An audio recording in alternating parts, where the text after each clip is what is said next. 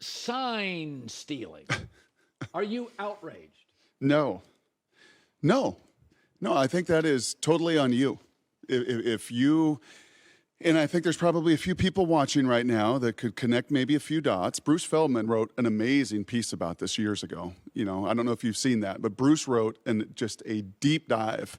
And I remember sharing with Bruce, this is probably 2 or 3 years ago, and I'm like, I don't know if I want to share all this stuff, right? It's one of those just kind of unwritten, you don't love to talk about. Do you have a story? Oh, do I have a story? I mean, I played for the greatest sign stealer that ever lived. Who? I can't say that, Colin. I can't say who it is. Was he a player? Or No, he wasn't a player. He was in the organization. He was unbelievable. He was a Unabomber. And he would spend time talking to his plants, and he figured it out.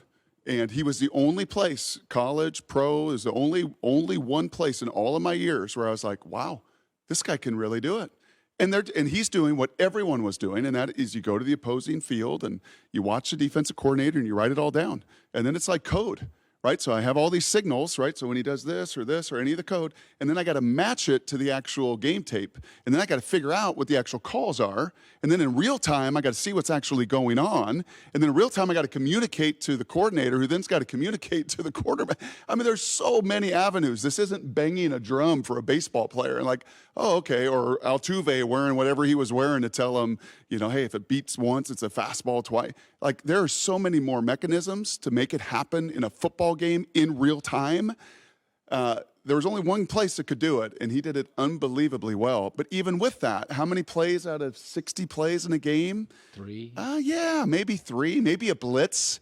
Maybe like, okay, here comes a blitz. So we could block the blitz up and hit it. And you got to get it through to the people fast. Yes. So let me ask you, one of the smartest players in league history, and you're a Sharpie, is Peyton Manning. So he was yelling Omaha. Did Omaha mean something different every week? Because he had to hide stuff. Oh, he had to constantly change everything up, and now he's going to kill me for saying this, and this is the answer. The answer is just simply to wear a wristband, right? For an offensive play, just wear a wristband. I know Russell doesn't like wearing wristbands, but wear a wristband. And guess what? Sean Payton could go over, play 2 or, play 2, play 5, or, whatever. So there's no signals. It's all there, and do it. And in fact, Peyton coaching his boy Marshall. Marshall's doesn't have 1 wristband. Marshall doesn't have 2 wristbands. Marshall's got 3 wristbands because, 13U, you got to have 100 plays, right? So, that is so Peyton Manning. Yeah, I'm like, how many plays you guys running? I kind of help coach my son, and, we got like 25, 30. He's like, oh, we're up to about 75, 80. I'm like, what? How do you do that? How do you signal them in? He's like, we don't signal. We wear wristbands. How do you get 80 plays on? Oh, we don't wear 1 wristband. You got to wear 2 wristbands. He's got to wear 3 wristbands. So I'm not outraged. Figure it out. Change your signals. Put on a wristband. This was like the worst kept secret, though, Colin. Those of us in college football had heard rumblings of this. Michigan or everywhere? No, with Michigan. Heard people rumbling about Michigan, rumbling about how, well, they're doing things. They've turned, come on. You know what they're doing? They hired a great young NFL D coordinator. They replaced him with another guy who's great, young, innovative, and they have a first-round quarterback. It's not that hard. It's not stealing signals. It's J.J. McCarthy and a great young defensive coordinator. Those 2 things are why they're doing what they're doing. Okay, in college football, this as a former Husky. Don James starts the program in the 70s. They're good. They dip in the 80s. Then he has to fire friends on the staff, and they become a powerhouse. USC, you're doing the game against Utah. It is a big game, folks, because Washington and Oregon are after it, and I don't think USC matches up with either. This is must win. Yep. Do you think it's very hard, but do you believe that Lincoln Riley could, and it's hard at the college level, if they throw up a couple stinkers here in the next 3 weeks, could he make those brutal moves? Yeah, loyalty is what you're talking about, right? And loyalty with this whole coaching fraternity. I mean, Jimbo Fisher has fired how many coaches in his whole life? 1? 1. That's it. I mean, loyalty is a big deal to these guys. And, you call it relationship and friendship and connection, but loyalty is real. And it's very, very difficult to make those moves. The challenge for me, Colin, when I watch USC's defense, though, Alex Grinch sometimes does too much. And guys are scrambling, and they're a lot of blown coverages. A lot of blown coverages, and just not on every detail. But they're small. They're small. And that's what makes tomorrow night fascinating, because Utah is big. And our crew's got the good fortune. This is the trilogy. We had both of them last year, the one in Salt Lake, the championship game. We know it. We've seen it. I mean, Utah's... This game is big. Oh, it's Listen, huge. Huge Washington is a rough matchup because they will not be able to guard their receivers. Oregon couldn't with NFL corners, and Oregon's just a better team, and Oregon's big. Yes. So those are bad matchups. Yes. If USC doesn't win here, we're talking 4-game losing streak. Yeah, you got to get this one before any of that happens. Now, they've got speed, Cal may be in there somewhere. But Cal's in there too. But they've got a... This is USC wants to make it like the Clash, like the race car track in the Coliseum. Right. Turn left, but they also want to turn right, and they just want to get on the racetrack. Utah wants a cage match, and that's what they made it last year. They just made it a brutal, physical, couldn't stop them, couldn't tackle them, couldn't handle them. But this is also the one, and Lincoln said it today when we met with him earlier today. He said, you know what, this is the exact right opponent. Coming off of Notre Dame, coming off of that brutal loss, coming off of everything, Caleb, all the noise, like to get this opponent that beat us twice last year, this is the right team at the right time for us to really turn the page and get after it. One more college before we go pro. Michael Penix, I saw him in person last weekend. I said, I don't know what his comp is. Bo Nix was a little Derek Carr. Michael Penix felt like a very, very big Tua. Lefty, soft touch, beautiful sideline thrower, has some injury history. Yep. But I will say, when I watched him live, there's a lot of wow.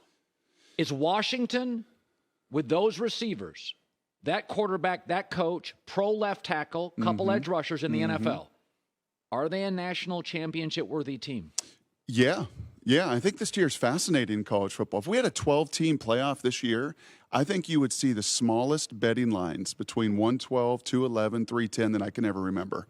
Right? You want to talk about what's parity in college football and how close are these teams? Honestly, if 1 versus 12, now that's Georgia, Oregon State, but is that a 30-point spread? No. Oregon State's got game. Yes, in years past with Georgia and with Bama, there would have been 20, 30, 40-point spreads, 1 versus 12. This year, I think there's about 10 or 12 teams, and Washington's one of them. Now, they don't 23 through 50. Maybe they're not where some of the others are. 1 through 22, Colin, you saw him. And by the way, do you know this? I mean, he's all in on Washington. Hey. Right? It took one trip to get you on. I start saying we. It took one trip to get you in Husky Stadium and feel it like you used to feel it, right? It's back. Kalen's not lost there. Penix hasn't lost at home. They'll get Utah at home. Right now, they got to go to USC and they got to go to Oregon State. I think they can. Oregon State scares me. USC doesn't. Yeah, I think they can still get to a playoff with one loss. I think they can still, depending on when that loss is. 30% of NFL fans don't watch college football. If you're an NFL fan, watch Washington. Yes. That is an NFL offense. It is. 2 potential first-round receivers. McMillan didn't play, and he's there too. Yep. Polk's a 3. He's a 1 at almost every Pac-12 school. Yep. They are really fun to watch. Yeah, and they're just pros, man. I went out and watched practice last week when I was in town as well, and I was like, man, this feels like an NFL operation. It's just the way they conduct their business, a little bit like Ohio State. Saw Ohio State earlier this year, saw Michigan earlier this year. Like, there's not that much that separates them. Now, gosh, I really wish they had Vita Vea. Yeah. I really wish they had Elijah Qualls. They don't. I really wish they had Greg Gaines. That's what they miss. Yeah, in 16, they had those guys, right? They don't have that. Yes. And that's what Oregon punished them, guard, center, guard stuff. Yep. All right, let's go to the NFL. You've done Seahawks games. You're a talk show host in Seattle. We were talking about this. I do it about 5 times a year. I call it a Super Bowl bubble. The teams that I think are truly viable. Now, in baseball, it's a salary thing. Houston's got a lot of money. Dodgers do. Royals don't. In the NBA, it's a star-driven thing. If you've got LeBron, you're Anthony Davis, you're in the bubble. But in the NFL, there's a lot of factors. But it's becoming more like the other sports. 7 of the 8 best quarterbacks in the division, 6 of 8 lead their division, because I think Baker's more talented than Derek Carr, and Josh Allen beat Tua head-to-head. I think they'll finish above. Only the Niners with Brock Purdy don't. Is that in college football, we've always understood the roster wins. Yep. The coach is the star. Yep. So I look at Seattle. I love so many things about them. But I think to myself, defensive coach, Pete Carroll, Geno Smith. Yep. How do you view Geno? Yeah, it's tough. There's so much to like. I really like Geno. but do I love Geno? Right? I mean, I think that's the question. And I think most Seahawks fans genuinely and what he did last year is he won over so many at every turn, on the field, off the field. He was authentic. He was real. His teammates loved him at every turn. He said, I'm a thumb guy. I'm never pointing a finger. I'm a thumb guy. It's all about me. I like that. Yeah. I mean, there was Colin honestly, I don't think he could have done more last year. So you really like him. And you know what? They gave him a contract where they really like him, but they didn't give him a love him contract. I mean, it's a year to year, you know, like you do what you did and you top it, it will escalate and you'll be here next year. But it wasn't like, hey, I'm in love with you and I'm committed to you and here's Daniel Jones money. It wasn't that at all. So, yeah, I think it is still a figuring out process. But I will say this, Colin, having watched them every snap for the last 14 years with Pete really closely, their defense is the best it's been since 15, 16. Witherspoon is real. Well, yeah, it's fast.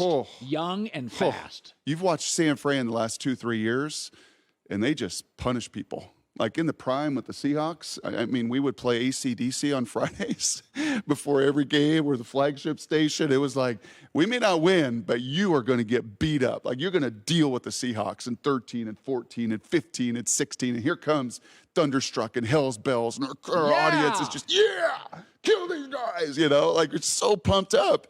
And then we tried to still do it in like 17 and 18. A little older. We were like an old rock band. Like, this is just, no, this just doesn't feel right. Right. And now it's like, whoa, hold on a second. These dudes will hit you. Yeah. Jenna will hit you. Spoon will hit you. Yeah. Bobby's coming downhill. Jordan Brooks. And, I mean, they got dudes, Quandre, Jamal. Like, they will come up now. And they're not quite where San Fran is defensively. But they've closed that gap a bunch, And they're cheaper than San Fran because they got decisions to make. I want to talk about Denver. You live in Denver now, which is a great American city. You can get anywhere out of one of the great airports in America. As Brock and I discussed, airports are underrated. It's a weird situation. It's not unprecedented. Rams signed Goff to a big deal. 2019 starts in 2021. They moved off him before it started. Yeah. So they had to pay Goff, and Stafford gave up draft picks and won a Super Bowl. Yep. There's a feeling in Denver like, hey, Drake May, Caleb, the only way to get out of this is just pick a quarterback or Penix. Yep. You live there. What does it feel like from the fans, the media? Yeah, it's trending that way. It really is. And I heard the clip last hour you played to Schlereth where he said he would be shocked if Russell's the guy next year. You feel that because with Goff, though, it was even tougher to do. Because how old was Jared when they moved off Jared? Young. So that was even more doubly difficult. Not only did they have a contract, but he was a young, still ascending. Russell, just at this age and stage, is just not that. I don't see the juice. Yes. It's not like I'm like, he's terrible. But I know who the top. I watched Lamar, Jalen, Mahomes, Herbert, Lawrence last night. There's a juice that comes through the television. Yes. I don't see it. Nope. It's a juice, and it's also that just explosive fiber. I mean, Russell was a wizard. For a long time. He was so much fun for us to watch. And, I mean, at any time, he was going to make something happen, no matter what the circumstances were. And, last year certainly went a totally different direction. This year, it is just, you just don't see. And ultimately, I know there was all sorts of drama. And he said, and she said, and this and that when it came to Seattle and Russell in the end. But ultimately, John Schneider just looked at that and said, we got the best of Russ. That 10 years we had, that was the best of Russ. The next 5 to 10 are not going to be the best of Russ. And let somebody else try to figure that out, and that somebody else is Denver. And, come March, you're going to have to make a decision. Because in March, 2 years of his deal guarantees. So they've got to make a decision in March of this year, not for 1 year, but for 2 years of guarantees. Hard to imagine they can say yes to that. Brock Purdy, 7th rounder. So you were a 3rd-round pick, and there's a reason. You're tall. I mean, I'm tall. You're significantly taller than me. You were a high school All-American, a college All-American. And then there's Brock Purdy, who plays at Iowa State. And one of the first signs that he's much better than we think is that Iowa State has a very good coach. Yep. And for 4 years, they were viable. Yes. And with a good coach, went into the abyss an hour after he left, and it's like, oh, wait a minute. Yep. He's special. Yep. We saw it with Mark Brunell. Yep. Romo. Kurt Warner, under draft. You played in the NFL with a guy, I guarantee you, that was a 6th or 7th rounder. Third practice, Brock, you went, whoa, that edge guy's going to start. Was he is he an elite talent or a good player with great around him? Yeah, well, he's got the best around him. Did you do any of his college games? I did. So, that's what I thought. yes. So you met Bo, my college producer's here with me today, and Bo's probably chuckling watching this because we had him a bunch on the road, right? We didn't get up to Ames until his last year. We got up to Ames, and I got to watch him in practice, and I'm like, this guy's built like J-Mac. I mean, no offense, J-Mac, but this guy's like, I don't get it. I don't see it. He's got short arms. He's got small hands. He's got like, I'm not saying you have small hands, but I'm like, yeah, there you go. So you don't have small hands. He got like just everything about him's like, yeah, it looks like a 7th round quarterback. He looks like a 7th rounder undrafted quarterback. Like it's just, he is, and I didn't think that. I said, my God, this guy has maximized any gift he's got. That's what you saw. I did. I was like, this guy, to do what he's doing, to play the game at the level he is, to elevate Iowa State, to produce the way he is, I mean, he has not been gifted the height, the length, the leverage, anything. And yet that dude just goes out there and he just balls. It was also funny, Colin, because at Iowa State, he used very worn footballs. And he was constantly licking his finger. And I'm like, I don't know, man. Like, he's got just tiny hands. Like, something just doesn't feel right, right? Doesn't look right. But then you get to the NFL and you throw the best footballs in the world. You could have Klatt, you could have Sanchez, you could have any of us. Like, hey, man, what's the best? Oh, those NFL balls are great. Every one of them shaped the same. They're perfect. They fit him. Shanahan puts him in a perfect fit to play to his skill set. And then the hardest thing to judge, in all of sport is that ability to process. Quickly. To see and process that game. You know, I mentioned Peyton at the start of this and had a little fun with his 100 plays on 3 different wristbands. I was just like the most humble pie I've ever eaten in my life, sitting in that first meeting room that first day in Indy, like, what? You know, and I was with Kitna and Foley and Hasselback and Dilfer. I mean, smart guys. And got in that room, I was like, I called my wife that night from, the hotel. I said, there is no way he's able to do this and process all this information like this. And Purdy's got it and I love the shot that they'll have. And in the game just over the weekend, they showed him in the huddle, like that last drive, big play. And you can hear Kyle's calling the long play now, right? It's probably a double cadence play. And you could just see him on the other end of it like, yep, got it. And it just regurgitates it and spits it out. Don't just minimize that. Like that ability to think, that ability to process, that ability to communicate, critical. C.J. Stroud. Same thing. 3rd game. Yep. I'm watching him. And I don't, Texans are usually a corner TV game.